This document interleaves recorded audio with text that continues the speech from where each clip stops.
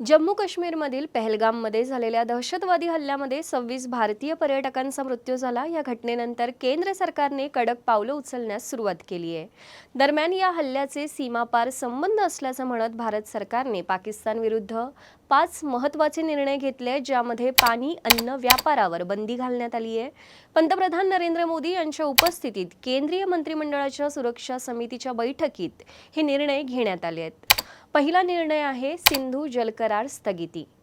पाकिस्तान जोपर्यंत दहशतवाद विरोधात ठोस पावलं उचलत नाही तोपर्यंत 1960चा सिंधू नदीच्या पाणी वाटपाचा करार तात्काळ स्थगित करण्यात आलाय। भारताच्या या निर्णयाचा पाकिस्तानमधील शेती उद्योग धंद्यांवर परिणाम पडू शकतो।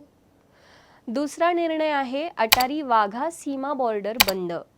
भारत पाकिस्तानमधील अटारी बॉर्डर तात्काळ बंद करण्यात आली आहे। ज्या नागरिकांनी वैध कागदपत्रांच्या आधारे सीमा ओलांडली आहे त्या पाकिस्तानी नागरिकांना 1 मे 2025 पर्यंत या मार्गाने भारत सोडण्याचे आदेश देण्यात आले आहेत।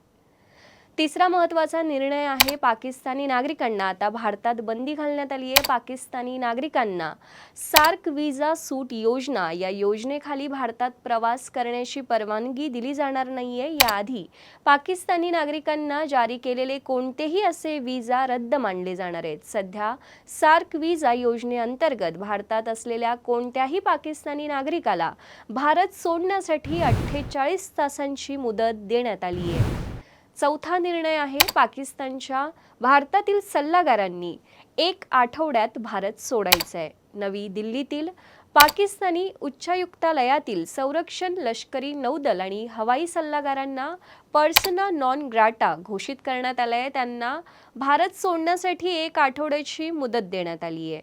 पाचवा महत्त्वाचा निर्णय आहे पाकिस्तानी राजदूतांना भारतातून परत पाठवणं। भारताने पाकिस्तानी राजदूतांना देशातून बाहेर काढण्याचा निर्णय घेतलाय। 1 मे 2025 पर्यंत आणखी कपात करून उच्चायुक्तालयात काम करणाऱ्यांची संख्या कपात करण्याचा निर्णय देखील भारत सरकारने घेतलाय।